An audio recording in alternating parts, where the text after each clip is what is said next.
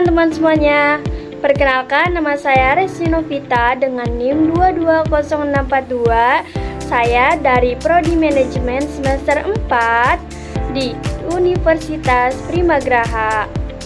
Nah, teman-teman, di sini saya akan membuat video tentang presentasi mata kuliah Perilaku Keorganisasian yang diampu oleh dosen Bapak Ade Faisal Mabtuhi, SEMM, untuk memenuhi tugas UTS.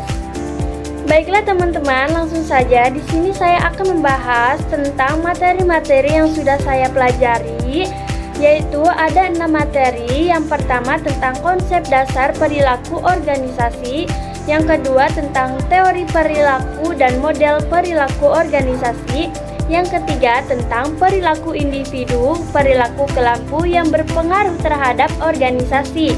Yang keempat ada tentang teori motivasi dan penerapannya dalam organisasi. Yang kelima ada tentang nilai, sikap, dan kepuasan kerja. Dan yang terakhir yaitu ada tentang membangun kerja tim yang efektif. Baiklah teman-teman, langsung saja kita masuk dalam pemateri yang pertama, yaitu tentang konsep dasar perilaku keorganisasian.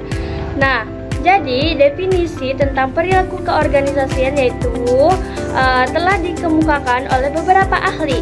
Pengertian yang diajukan melalui faktor-faktor yang mempengaruhi bagaimana orang sebagai individu maupun sebagai anggota kelompok berperilaku dalam organisasi, serta pengaruhnya terhadap struktur dan sistem organisasi.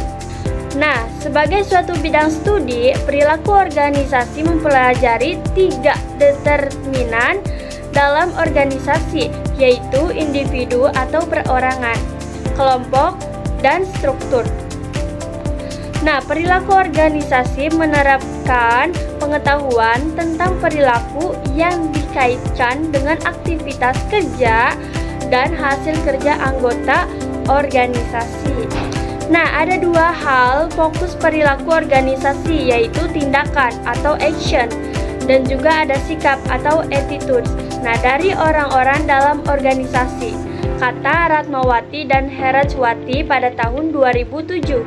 Nah, bidang studi perilaku organisasi ini merupakan ilmu pengetahuan yang diturunkan dari studi tentang tindakan dan sikap manusia. Nah, jadi perilaku organisasi menggambarkan pentingnya memahami interaksi kompleks antara individu, kelompok, dan struktur organisasi dalam mencapai tujuan bersama. Perilaku individu dipengaruhi oleh motivasi, kepemimpinan, dan faktor internal lainnya. Sementara dinamika kelompok mencangkup pembentukan norma konflik dan kerjasama. Nah, lalu di sini ada tentang tujuan perilaku organisasi.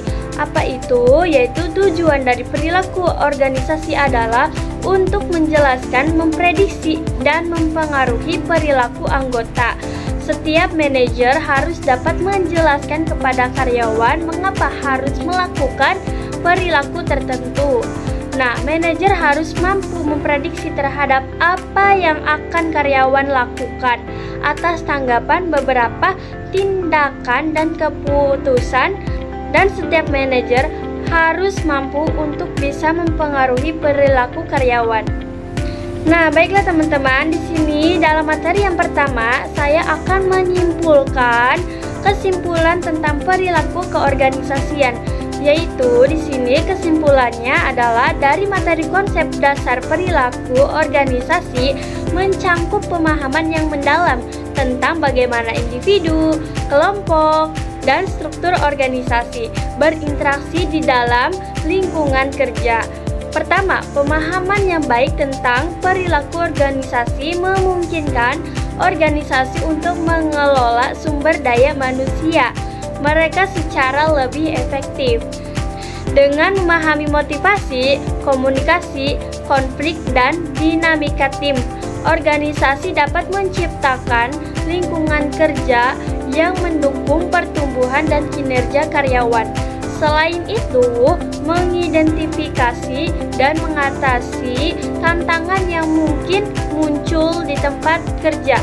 Nah, seperti stres, konflik, atau ketidakseimbangan antara kebutuhan individu dan organisasi. Selanjutnya di sini ada materi yang kedua tentang teori perilaku dan model perilaku organisasi. Nah, jadi teman-teman di sini tentang pengertian perilaku organisasi. Jadi menurut Indrio Gito Sudarmo pada tahun 1977, perilaku organisasi adalah suatu sistem yang terdiri atas pola aktivitas kerja sama yang dilakukan secara teratur dan berulang-ulang oleh sekelompok orang untuk mencapai suatu tujuan. Nah, di sini juga ada tentang model perilaku organisasi. Jadi, model perilaku organisasi adalah studi tentang bagaimana individu, kelompok, dan struktur organisasi berinteraksi di dalam lingkungan kerja. Nah, konsep ini melibatkan tentang penelitian perilaku manusia, motivasi, kepemimpinan, komunikasi, dinamika, kelompok, dan banyak lagi. Nah, jadi model perilaku organisasi digunakan untuk memahami dan menganalisis perilaku dalam konteks organisasi. Dan selanjutnya di sini ada tentang materi yang ketiga, yaitu tentang perilaku individu, perilaku kelompok yang berpengaruh terhadap organisasi. Nah, jadi perilaku individu dalam organisasi adalah bentuk interaksi antara karakteristik individu dengan karakteristik organisasi. Nah, setiap individu dalam organisasi semuanya akan berperilaku berbeda satu sama lain. Nah, dan perilakunya adalah ditentukan oleh masing-masing lingkungannya yang memang berbeda. Nah, jadi perilaku individu ini juga dapat dipahami dengan mempelajari karakteristik individu. Nah, jadi di sini ada menurut Nimran, karakteristik yang melekat pada individu terdiri dari ciri-ciri biografis, kepribadian, kemampuan, persepsi, dan sikap. Nah, selanjutnya teman-teman di sini juga ada tentang perilaku kelompok dalam organisasi, yaitu perilaku merupakan suatu fungsi dan interaksi secara antara individu dengan lingkungannya. Nah, sedangkan kelompok merupakan dua individu atau lebih yang berinteraksi saling bergantung. Nah, jadi saling bergabung untuk mencapai sasaran tertentu. Nah, perilaku adalah semua yang dilakukan seseorang. Bentuk perilaku seseorang adalah semua yang aktivitas, perbuatan, dan penampilan diri sepanjang hidupnya, yaitu disebut dengan perilaku.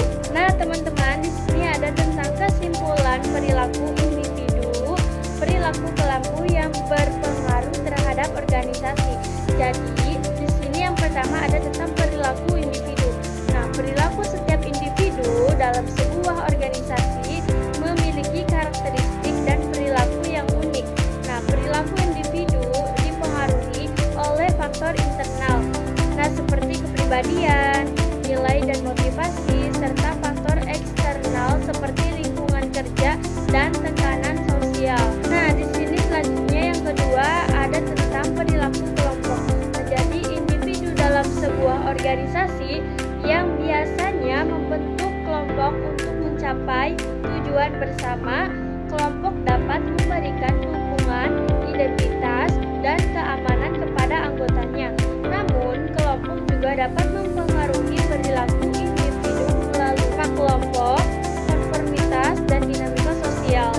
Selanjutnya yang ketiga yaitu ada tentang pengaruh terhadap organisasi.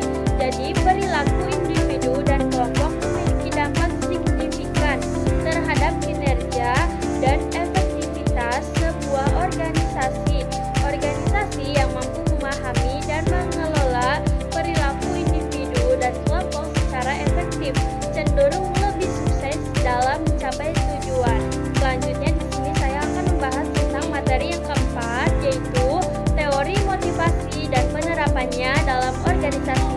Nah, jadi definisi motivasi adalah konsep yang kita gunakan untuk menggambarkan kekuatan bertindak pada atau di dalam setiap individu yang menggerakkan dan mengarahkan perilaku.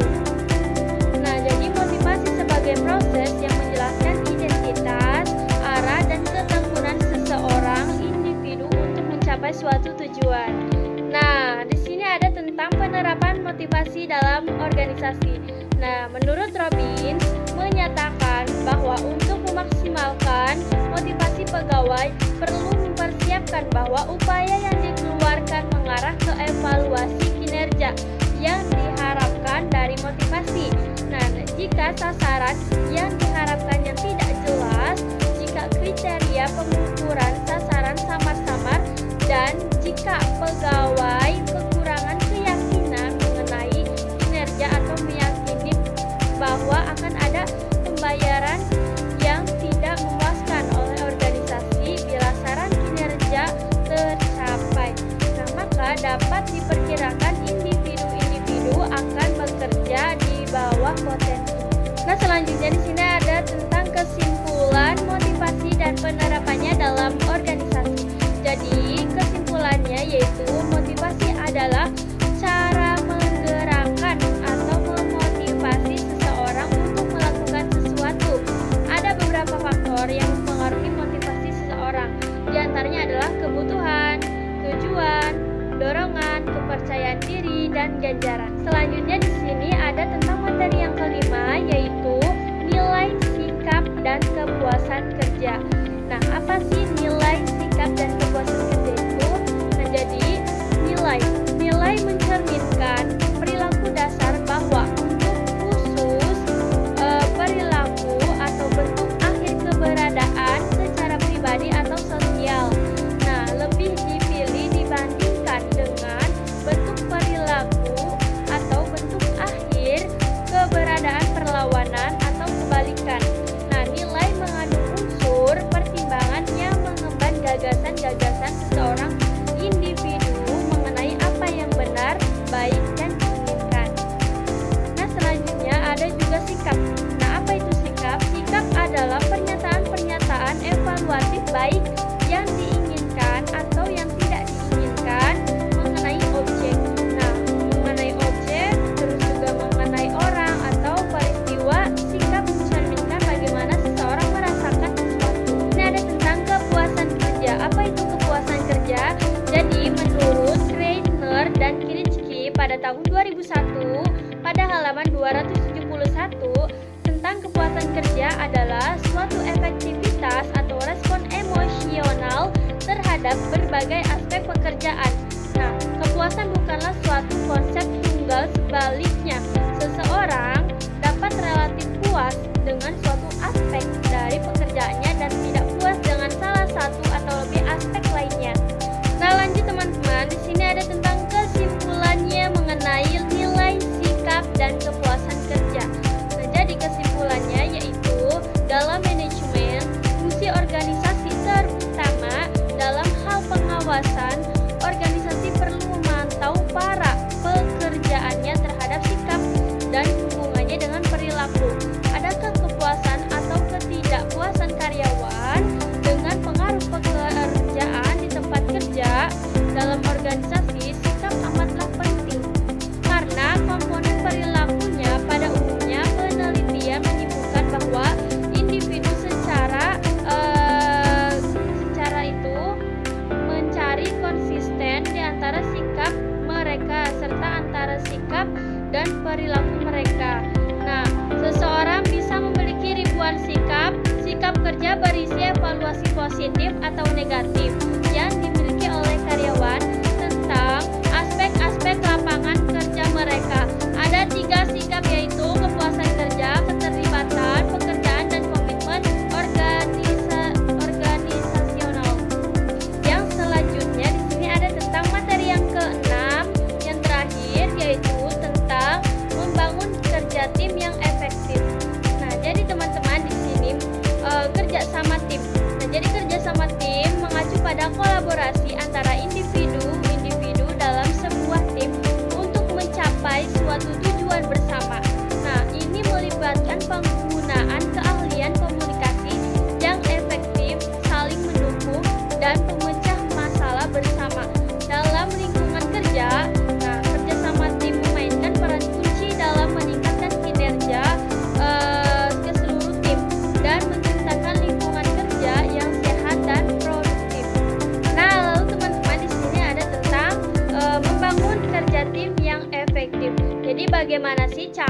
membangun kerja tim yang efektif, yaitu ada 8 cara membangun kerja tim yang efektif, yaitu yang pertama tentang menumbuhkan rasa saling percaya, dan yang kedua tentang menyamakan visi dan misi setiap anggota, dan yang ketiga ada tentang membangun komunikasi yang baik, dan yang keempat menumbuhkan rasa saling menghargai, dan yang kelima ada tentang memberikan reward, dan yang keenam ada tentang mengadakan kegiatan di luar kantor. Yang ketujuh ada memahami tanggung jawab pada bagiannya masing-masing, dan yang terakhir yaitu yang kedelapan ada melakukan evaluasi secara berkala. Nah teman-teman, itulah keenam materi yang telah saya bahas secara ringkas. Nah mungkin teman-teman di sini saya akan menyimpulkan apa itu perilaku keorganisasian. Jadi perilaku merupakan wujud konkret dari suatu jiwa atau insan manusia yang dapat diamati langsung oleh manusia lainnya. Nah, oleh karena itu, perilaku menjadi primadona dalam dunia psikologi yang ingin mempelajari manusia dari sisi psikisnya. Nah, jadi bahkan saat seorang psikiatris membicarakan kejiwaan seseorang, sejatinya